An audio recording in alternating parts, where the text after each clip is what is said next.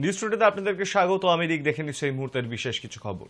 শহরে এসে বাংলার মুখ্যমন্ত্রীকে চ্যালেঞ্জ কেন্দ্রীয় স্বরাষ্ট্রমন্ত্রী অমিত শাহ।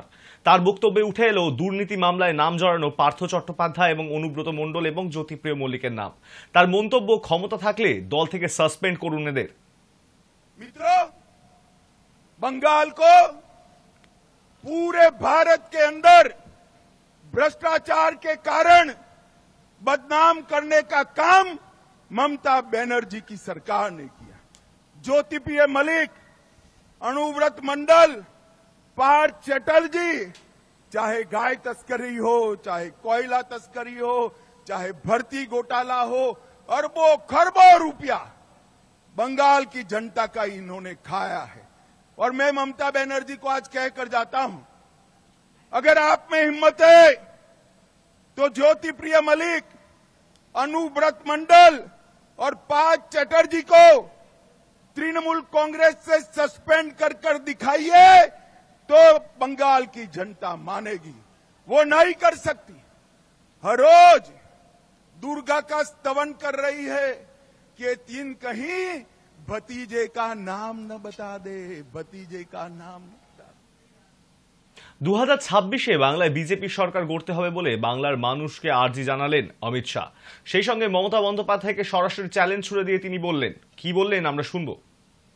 हमारे नेता शुभेंदु अधिकारी को अभी अभी दीदी ने दूसरी बार विधानसभा से बर्खास्त कर दिया है। मैं कहने आया हूं, दीदी कान खोलकर सुन लो। शुभेंदु जी को आप विधानसभा के बाहर तो निकाल सकती हो, परंतु बंगाल की जनता को चुप नहीं कर सकती। बंगाल की जनता कहती है, दीदी आपका समय अब समाप्त हो चुका है। भाइयों और बहनों, सोनार बांग्ला और परिवर्तन के नारे के साथ, मां माटी मानुस के नारे के साथ कम्युनिस्टों को हटाकर दीदी सत्ता पर आई। मैं पूछना चाहता हूं आपको, परिवर्तन हुआ है क्या? जरा जोर से बोलो, हुआ है क्या? घुसपैठ रुकी है क्या? तुष्टीकरण रुका है क्या? पॉलिटिकल वायलेंस बंद हुआ है क्या? भ्रष्टाचार रुका है क्या? मोदी जी लाखों करोड़ों रुपया बंगाल को भेजते हैं। तृणमूल के सिंडिकेट वाले वो रुपया को बंगाल के गरीबों तक पहुंचने नहीं देते। मैं आज आह्वान करने आया हूं, अगर 26 में यहां भाजपा सरकार बनानी है तो इसकी नींव 24 के लोकसभा के चुनाव में डालकर मोदी जी को बंगाल से प्रधानमंत्री बनाना चाहिए। অমিত শাহকে চিঠি তৃণমূলের যুব সভাপতি সায়নী ঘোষের। প্রতিশ্রুতি রক্ষা করার কথা মনে করিয়ে দিলেন স্বরাষ্ট্রমন্ত্রীকে। কি বললেন শুনুন। নমস্কার, পশ্চিমবঙ্গের মা মাটি মানুষকে আমার প্রণাম। কিছুক্ষণ আগে ভারতবর্ষের স্বরাষ্ট্রমন্ত্রী তথা বিজেপির অত্যন্ত গুরুত্বপূর্ণ দায়িত্বপ্রাপ্ত নেতা শ্রী অমিত শাহর উদ্দেশ্যে আমি একটি খোলা চিঠি লিখেছি। এই চিঠিতে আমি ওনাকে অবগত করেছি যে যদিও উনি বারংবার পশ্চিমবঙ্গের মাটিতে আসতে থাকেন, কিন্তু তার ফলে পশ্চিমবঙ্গের মানুষের বিশেষ কোনো লাভ হয় না। যদিও ভারতীয় জনতা পার্টির ওপর আস্থা রেখে ভারতের মানুষ তাদেরকে শাসকের ভূমিকায় বসিয়েছেন, কিন্তু তৎসত্ত্বেও আজকে ভারতবর্ষের মানুষ সব থেকে বেশি বঞ্চিত। सर, आज आप कलकत्ता पधारे, आपका हार्दिक स्वागत है, पर गम सिर्फ इसी बात का है कि आप आए पर बाहर नहीं आए। सिर्फ मनरेगा के खाते में बंगाल को 7,000 करोड़ रुपए मिलना अभी तक बाकी है। एक तो आप पैसा नहीं देते, ऊपर से मोदी सरकार के राज में ही ये बढ़ती हुई महंगाई और बेरोजगारी ने सिर्फ मिडिल क्लास की कमर ही नहीं, युवा पीढ़ी का हौसला भी तोड़ दिया। एक युवा देश होने के नाते हमारी बात अगर आप ना सुने, आप ना समझे, तो और कौन समझेगा सर? आप बेशक कलकत्ता और पश्चिम बंगाल आते रहे, लेकिन आपके साथ साथ पश्चिम बंगाल के हक का पैसा भी आता रहे। आपसे हमारी यही विनती रहेगी। जय हिंद, वंदे मातरम, जय बांग्ला। বুধবার ধর্মতলায় সভা করলেন দেশের স্বরাষ্ট্রমন্ত্রী অমিত শাহ। পশ্চিম মেদিনীপুরের বীরসিংহ গ্রামে বিদ্যাসাগরের মূর্তির সামনে দাঁড়িয়ে স্বরাষ্ট্রমন্ত্রী অমিত শাহকে চিঠি লিখলেন ঘাটালের সাংসদ, জেলা যুব তৃণমূলের কংগ্রেসের কর্মীরা। কি আছে সেই চিঠিতে শুনুন। আমরা হরিণঘাটা বিধানসভা থেকে এসেছি। এখানে বাসে আমরা হাবড়া স্টেশনে এসেছি। এখান থেকে আমরা ট্রেনে ধর্মতলায় যাব। আমাদের মূল দাবি হচ্ছে আজকের সভায় 100 দিনের কাজের দুর্নীতি, রেশন বন্টন দুর্নীতি, শিক্ষায় দুর্নীতি এবং রাজ্য জুড়ে যে দুর্নীতির একটা আখড়া তৈরি হয়েছে তারই প্রতিবাদে আজকে আমাদের এই পথসভায় আমরা যোগদান করছি। এই সভা যাতে সাফল্য মণ্ডিত হয়। অবশ্যই অমিত শাহ আজকে বার্তা দেবে যে সামনে লোকসভা নির্বাচন, সেই নির্বাচনে যাতে এই রাজ্যের যে সমস্ত দুর্নীতি হচ্ছে এই দুর্নীতির বিরুদ্ধে যে আমরা একত্রে লড়াই করতে পারি। লড়াই করে অমিত শাহ যে টার্গেট দিয়েছে আমাদের 35টা সিট পশ্চিমবঙ্গ থেকে দখল করতেই হবে, আমরা সেই লক্ষ্য নিয়ে আজকে ধর্মতলার সভায় যাচ্ছি। আমরা হরিণঘাটা বিধানসভা কেন্দ্র থেকে আসছি, নগরুগ্র অঞ্চল আসছি। এখানে বাসে শিয়ালদা যাব অমিত শাহর সভাতে, ট্রেনের অপেক্ষায় দাঁড়িয়ে আছি। স্যার সভাতে যাব। বুধবার বিজ্ঞান এবং বিশ্বাস শীর্ষক আলোচনা সভায় অংশ নিলেন ইসরোর চেয়ারম্যান এস সোমনাথ। রাজভবনে শুরু হওয়া গ্লোবাল এনার্জি পার্লামেন্টের 13তম অধিবেশনে অংশ নিয়ে চন্দ্রযান 3-এর সাফল্য পরবর্তী প্ল্যানিং এর কথা জানান এস সোমনাথ। জানান রাজ্যপাল সিভি আনন্দ বোস তাকে সম্মান দেন, তাতে তিনি আপ্লুত। Same thing which happened in Indian mythology. Sambadi and Jadayu, they also tried to soar up to the sun.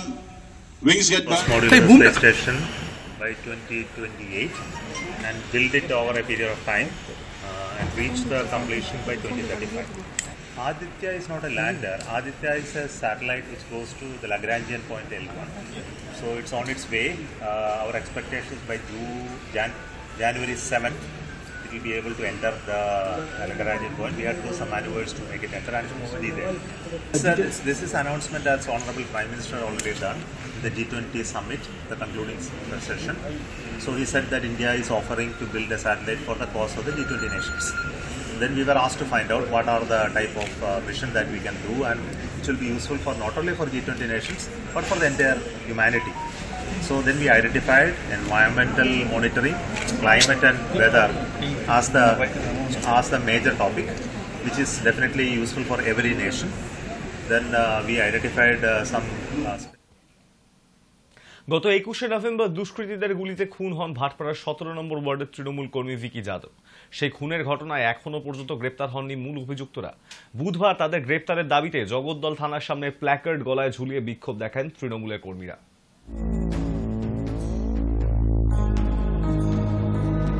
দেখুন, আপনারা দেখেছেন 2019-এর পর থেকে বিভিন্ন রকম ভাবে ভাটপাড়া জগদ্দলকে অশান্ত করার একটা পরিকল্পনা কিছু সমাজবিরোধীরা করেছেন। মাঝখানে এটা দমন হয়ে গিয়েছিল, পুলিশ প্রশাসন কড়া হাতে এটাকে বন্ধ করতে পেরেছিল। বর্তমানে আমরা দেখলাম এই ভিকি যাদবের মার্ডার, সেই মার্ডারের পরে আসামি ধরা পড়লো, সিসিটিভি ফুটেজ পুলিশ উদ্ধার করলো, আসামি ধরা পড়লো। ধরা পড়ার পরে আমরা পুলিশের সাথে আজকে ভিকি যাদবের প্ল্যাকেট, যারা আক্রান্ত তাদের প্ল্যাকেট গলায় ঝুলিয়ে আইসি সাহেবের কাছে দেখা করতে এসেছিলাম যে এর পরবর্তী আক্রান্তকারী কি আমি। কারণ আমরা আশঙ্কিত একটা জায়গায় যে এই যারা গুলি চালাচ্ছে তারা ভাড়াটে সৈনিক, তারা কখনো বিহার কিংবা উত্তরপ্রদেশের যোগ তাদের পাওয়া যাচ্ছে। এই ভাড়াটে সৈনিকদের টাকা কে যোগাচ্ছে, লিঙ্কম্যানটা কে? আমরা টাকা যোগানের ব্যক্তি আর লিঙ্কম্যানের সোর্স জানার জন্য ওনার কাছে দেখা করতে আসি। আমরা অসুরক্ষিত নই। আপনি দেখবেন আমি আতপুর বাজারে ব্যবসা করি, সারাদিন দোকানের দিকেই থাকি, জনমানুষের কাজ করি, ভাটপাড়া অব্দি সিঙ্গেল যাতায়াত করি। আমাদের এই মুহূর্তে দাঁড়িয়ে আশঙ্কা যে পুলিশ যদি দেখুন কোনো একজন নেতাকে সিকিউরিটি দেয় তাহলে প্রশাসন সিকিউরিটির জায়গাটা হালকা হবে, তাহলে জনগণের সিকিউরিটি কোথায় থাকবে? ডাকঘরে চাকরি দেওয়ার নাম করে প্রতারণার অভিযোগ। বুধবার দুর্গাপুর স্টেশনে অভিযুক্ত ব্যক্তিকে দেখা মাত্রই প্রকাশ্যে মারধর করেন এক মহিলা।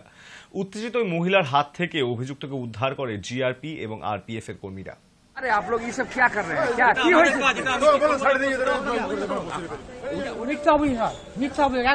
থাকেন কোথায়? হ্যাঁ থাকেন কোথায়? আমি দুর্গাপুর থাকি।